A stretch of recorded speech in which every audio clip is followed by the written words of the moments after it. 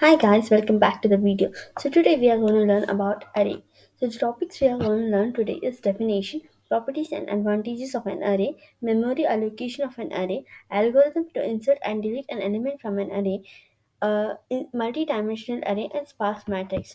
So what is an array? Array are defined as the collection of similar type of data items stored at contiguous memory location. That is, um, it is a collection of similar data type. That is a single data type. In whether it can be int, char, double, float, etc. It is a collection of similar data items. That is, integer can store any number of elements in it. So that is called collection of similar type of data items stored at a contiguous memory location. So array are derived data types, that is primitive data types, that it can be int, char, double, float, long, etc. So you can access an array element by using its index number. So the index number of an array will start from 0 and ends with n. So it will go 0, 1, 2, 3 till n. If you want to access the third element of an array, you will go 0, 1, 2, 3. Then it will access the third element of an array. So what are the properties of an array? Each element is of same data type and carries the same size, that is int 4 bytes. So for example, now here it's showing 5 elements. So int stores 5 elements. So each element of an integer consists of 4 bytes. Uh, Different primitive data types have different bytes. So now integer has 4 bytes. Element of an array are stored at contiguous memory location, where the first element is stored at the smallest memory location. So smallest number is 0. So the element stored at the smallest number memory location is the first element. Then it will go increasing. Element of an array can be randomly accessed by using its some calculation is there, you will learn in further classes. So to access a array, there is a formula. So advantages of an array. Array provides the single name for the group of variables of same type, therefore it's easy to remember the name of all the elements of an array. For example, int array 10. So now you are storing 10 elements in which you are storing, you need a particular name to store an array. So you're using int array of 10 elements. So you're storing 10 elements in an array. 10 elements of integer data type into a single name called array.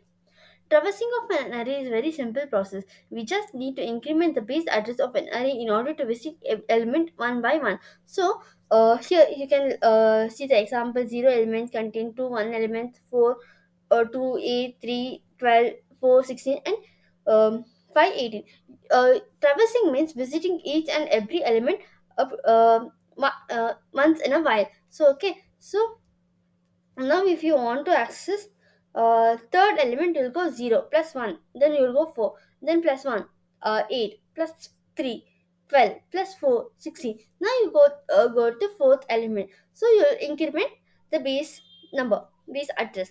So any element in an array can be randomly accessed by an index. As I told you before, that any element of an array can be accessed by using the index number, that is 0, 1, 2, 3 till nth number. Memory allocation of an array. Before I told you 0 is the zeroth element, 1 is one element, and nth is the last element of an array. So now the algorithm is inserting and deletion of an array. So A is array, N is size, LOC is uh, location, and item is the uh, number element you want to store. As you can see in the example, now 10th has to be inserted in the third location. So to insert the 10th in third location, one number is there. So you should move the one number to left or right, and make an element remain empty, so you can store the 10th over there.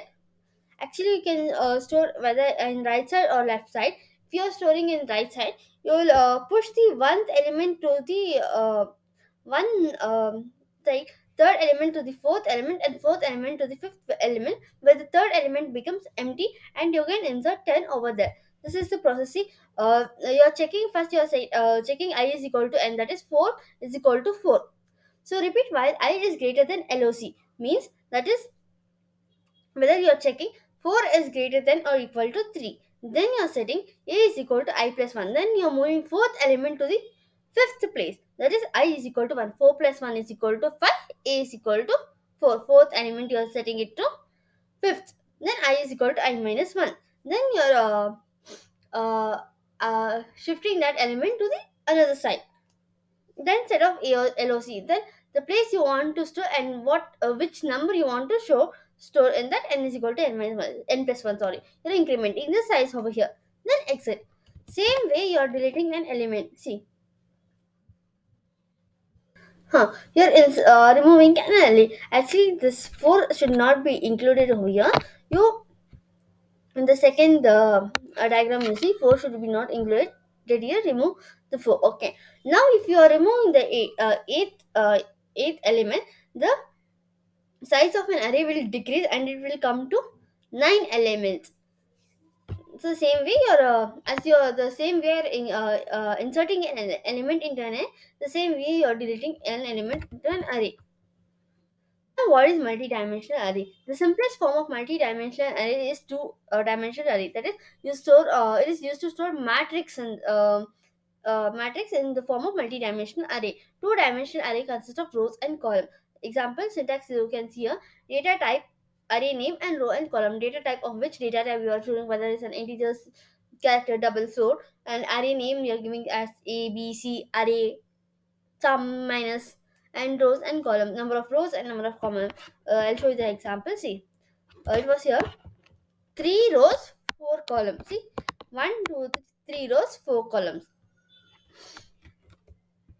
Sparse matrix. It is a matrix consisting of rows and columns. In matrix, we differentiate elements in zero and non-zero element. So, when more number of zero elements are present there, then the non-zero element, this type of matrix is called sparse matrix. Where actually sparse matrix is the um, number of zero should be more than number of non-zero. Then it is called sparse matrix. As an example, you can see it's containing 4 0 and 2 1. So more number of zero is there than the non-zero element. That is called sparse matrix. Sparse matrix uses less memory space compared to a simple matrix because there are less non-zero elements. So zero element is stored in smallest memory location. So it access uh, you know re- uh, you know it needs very less space. So it access very less space. So it is called uh, less memory. It takes less memory than the simple matrix which consists of non-zeros element. Thank you. Please like, share and subscribe.